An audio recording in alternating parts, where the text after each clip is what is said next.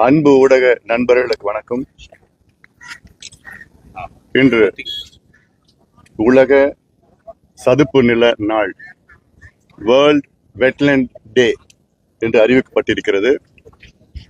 இந்த நாளில் கடலூர் மாவட்டம் பிச்சாவரம் அலையாத்து காடுகள் பகுதியில நாங்கள் ஒரு விழிப்புணர்வு பிரச்சாரத்தை மேற்கொண்டிருக்கின்றோம்.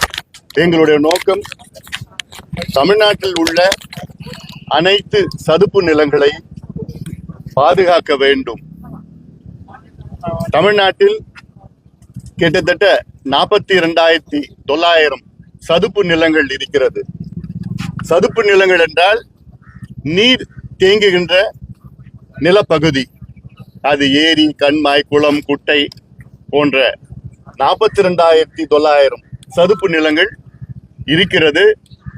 அதில் 5 ஏக்கருக்கு மேல் உள்ள சதுப்பு நிலங்கள் 26,880 சதுப்பு நிலங்கள் இருக்கிறது. 5 ஏக்கருக்கு மேல். தமிழ்நாட்டில் இந்த சதுப்பு நிலங்களை பாதுகாக்க வேண்டும். காரணம், இந்த சதுப்பு நிலங்களால் தான் பல உயிரினங்கள் பாதுகாக்கப்படுகிறது, நிலத்தடி நீர் பாதுகாக்கப்படுகிறது, சுற்றுச்சூழல் பாதுகாக்கப்படுகிறது, விவசாயம் செழிக்கிறது. ஆனால் அதற்கு நேர்மாறாக இன்று இந்த சதுப்பு நிலங்களுக்கு பாதுகாப்பு இல்லாத காரணத்தால் கழிவு நீர், சாக்கடை நீர் இதையெல்லாம் இந்த சதுப்பு நிலங்களில், ஏரி குளங்களில் எல்லாம் விட்டு அதை நாசப்படுத்தி கொண்டிருக்கின்றார்கள். அது மட்டுமல்ல, ஆக்கிரமிப்புகள் அதிக அளவில் செய்து கொண்டிருக்கின்ற கடந்த 50-60 ஆண்டு காலம் ஆட்சியாளர்கள். இதனால் பல ஏரிகள் காணவில்லை, பல குட்டைகள் காணவில்லை என்று நமக்கு ஒரு பெரிய பிரச்சனையாக இருக்கிறது. சமீபத்தில் உச்சநீதிமன்றம் ஒரு மிக முக்கிய தீர்ப்பு வழங்கியிருக்கிறது. கடந்த மாதம், அதாவது 2024 டிசம்பர் மாதத்தில் தமிழ்நாடு அரசு இன்றும் 3 மாதத்திற்குள் இஸ்ரோ வரையறை செய்யப்பட்ட அந்த 5 ஏக்கருக்கு மேல் உள்ள 26,880 சதுப்பு நிலங்களை கண்டறிந்து வரையறை செய்து அதை நோட்டிஃபை செய்ய வேண்டும், அரசாணை பிறப்பிக்க வேண்டும். 2017 இந்திய சதுப்பு நில பாதுகாப்பு மற்றும் மேலாண்மை விதிகள் வழங்கப்பட்டிருக்கிறது.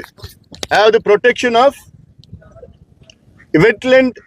Wetland protection and management rules 2017. அதன்படி இந்தியாவில் உள்ள ஒவ்வொரு மாநிலமும், தமிழகம் உட்பட, இந்த சதுப்பு நிலங்களை கண்டறிந்து அதை வரையறை செய்து அதை நோட்டிஃபை செய்ய வேண்டும். ஆனால் அதை இன்று வரை ஒரு சதுப்பு நிலத்தை கூட தமிழக அரசு இன்று நோட்டிஃபை செய்யவில்லை. ஒரு சதுப்பு நிலத்தை கூட.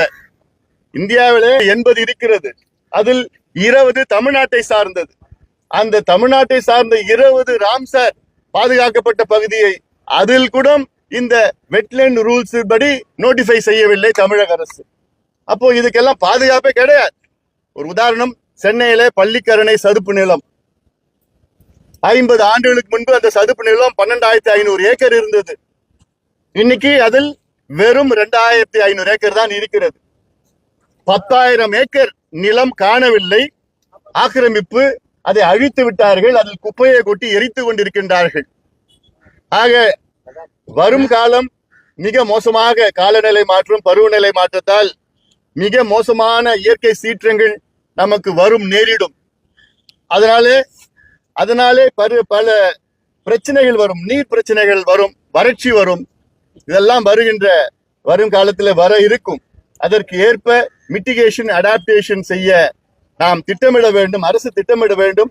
அதற்காகத்தான் பசுமை தாயகம் சார்பிலே நாங்கள் இந்த சேவ் வெட்லேண்ட்ஸ், சதுப்பு நிலங்களை பாதுகாக்க வேண்டும், வரையறை செய்ய வேண்டும். உடனடியாக தமிழக அரசு இந்த மார்ச் மாதத்திற்குள், அதாவது உச்சநீதிமன்றம் தீர்ப்பு கடந்த டிசம்பர் மாதத்தில் என்ன சொன்னார்கள் என்றால், வருகின்ற மார்ச் மாதத்திற்குள், அதாவது 3 மாதத்திற்குள் தமிழக அரசு 26,880 சதுப்பு நிலங்களை, அதை அந்த 2017 விதிகள் இருக்கிறது, சதுப்பு நில பாதுகாப்பு மற்றும் மேலாண்மை விதிகள், அதன்படி நோட்டிஃபை செய்ய வேண்டும், அரசாணை பிறப்பித்து அது சதுப்பு நிலத்தை பாதுகாக்க வேண்டும் என உச்ச நீதிமன்றத்துடைய தீர்ப்பு. இன்னும் 2 மாசம் போயிடுச்சு, இன்னும் 1 மாதம் தான் இருக்கு. இந்த 1 மாதத்திற்குள்ள தமிழக அரசு செய்யணும். அப்படி செய்யவில்லை என்றால் பசுமை தாயகம் நாங்க உச்ச நீதிமன்றம் சென்று contempt of court, contempt of Supreme Court. ஏன்னா இதெல்லாம் ஒவ்வொரு பகுதியும் பாதுகாக்கணும். இது இல்லாம வலசை பறவைகள், மைக்ரேட்டரி பேர்ட்ஸ், லட்சக்கணக்கான பறவைகள் வடக்கு நாடுகள்ல இருந்து தெற்கு நாடுகள்ல இருந்து எல்லாமே இங்கே தமிழ்நாட்டுக்கு வருகிறது.